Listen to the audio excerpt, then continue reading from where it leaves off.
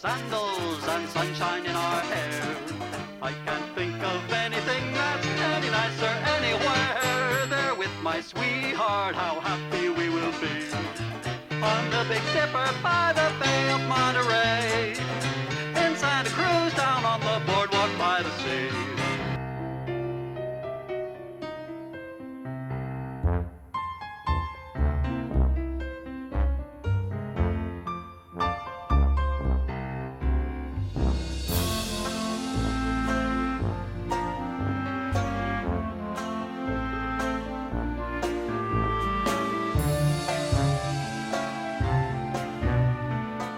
My earliest memories are really some of the rides.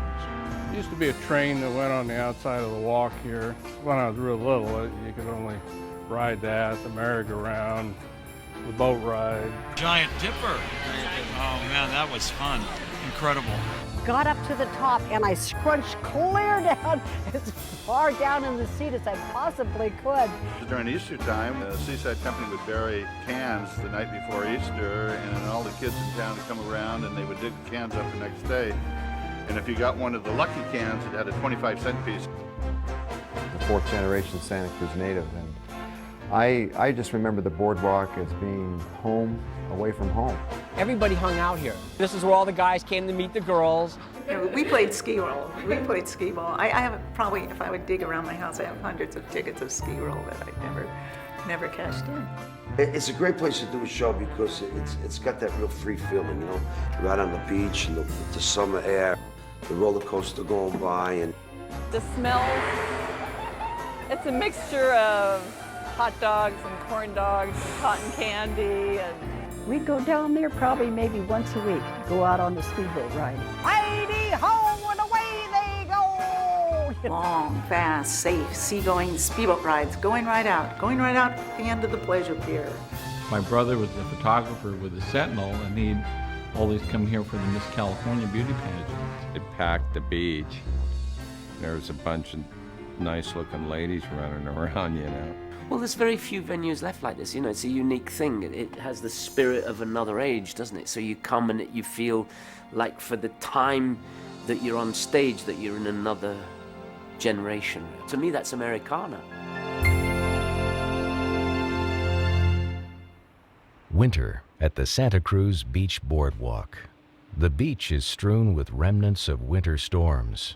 The walk itself is bare, void of people and the sights and sounds that will bring this unique strip of land alive by early spring. But somehow, amidst the quiet and solitude, as you walk the empty walk, you can envision children running from one joyous experience to the next, parents and grandparents watching and smiling as they recall their own childhood diversions. You can hear laughter, screams, music, and seagulls. The click, click, click of the Giant Dipper, the swoosh of the double shot. And you can smell how the sea mixes perfectly with the mouth-watering aromas of French fries, cotton candy, popcorn, and waffle cones. The boardwalk seems permanently imprinted with these sensory experiences, with these millions of memories that span 100 years.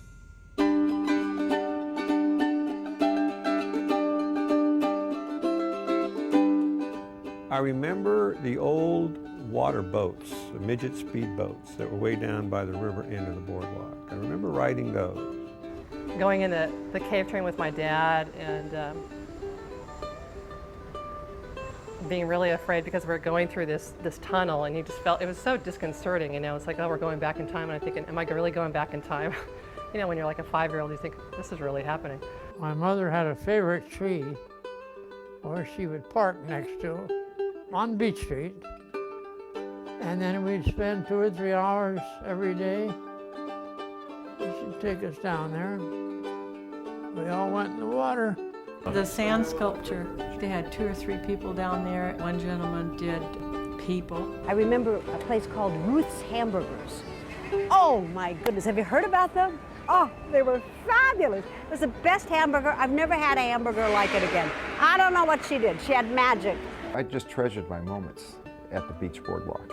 We would come down to the beach, body surf at the river mouth, play a game of football, come up and have a snow cone on the boardwalk. Those are some of the great memories that I had.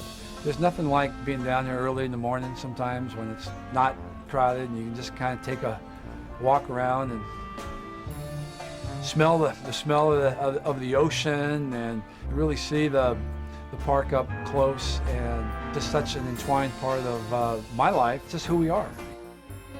It's a perfect composition, a perfect balance of where we're located, we're in a natural setting, how the rides are dispersed, the colors, buildings.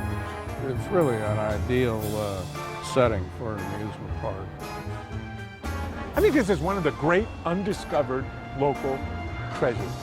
Coming right here on the boardwalk, when days like this, it's just, it's almost magical. It's shocking to me as you go around the country how many people know what the boardwalk is, have been here, and have their own boardwalk story to tell. Stories that span 100 years and involve millions of memories.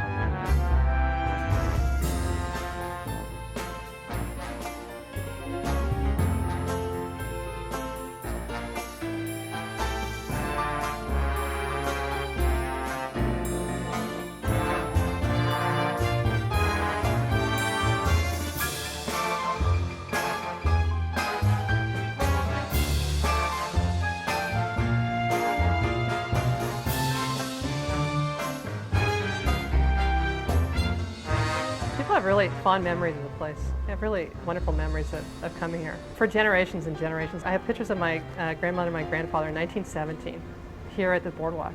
People, they have a lot of ownership of this park, which is very sweet.